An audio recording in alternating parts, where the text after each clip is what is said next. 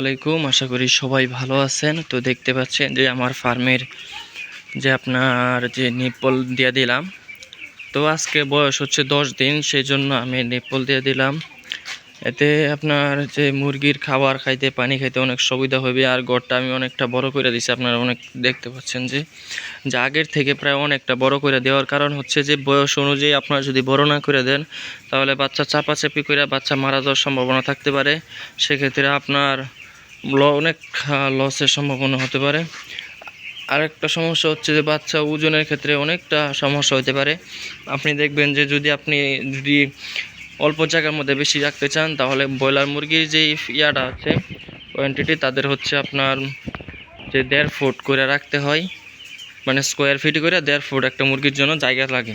তো সেক্ষেত্রে আপনার যদি সময় অনুযায়ী যদি তাদেরকে জায়গা না বাড়ায় দেন তাহলে আপনার দেখবেন আপনার বয়স হইতে হইতে বাচ্চা যখন 20 দিন হবে তখন দেখবেন আপনি আর অনেক বাচ্চাগুলো ছোটো বড় হয়ে গেছে। তো সেজন্য আমি বড় করে দিলাম। তো দেখতে পাচ্ছেন খাবারের পাত্র, পানির পাত্র বাড়াই দিলাম, খাবারের পাত্র দিলাম 4 লাইনে। যে বাচ্চাগুলো যে আসলে ব্রয়লার মুরগি বাচ্চাগুলো অনেক অলস, যে আপনারা যদি দেখেন এই দেখেন অনেক অলস এগুলা। এই দেখেন কীভাবে শুয়ে আছে, তো অলস প্রকৃতি, বুঝছেন? তো অনেক অলস প্রকৃতি, খালি সারাক্ষণ শুয়ে থাকি।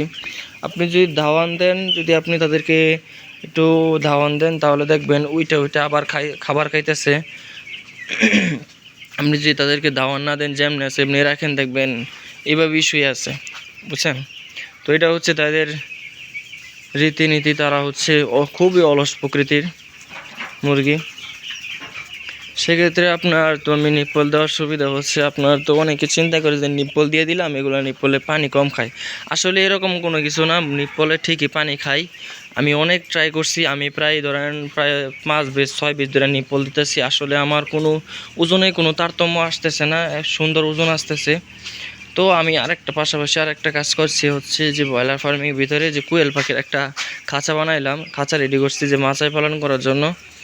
তো এইখানে প্রায় 1 থেকে 150 কোয়েল পাখি পালন করা যাবে। আপনারা যারা 1 থেকে 150 কোয়েল পাখি পালন করতে চান তারা অবশ্যই এইভাবে করলে অনেকটা বেটার অপশন আসবে আপনাদের।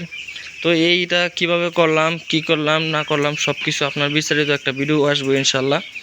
তো সবাই অপেক্ষা করবেন আর সবাই ভালো থাকবেন, যে যে আল্লাহ তাআলা যেন আমাদের ব্যবসা আমাদের বরকত দান করে। সবাই দোয়া করবেন। আর আমি আপনাদের দেখাই আমার ছোট একটা স্টুডিও।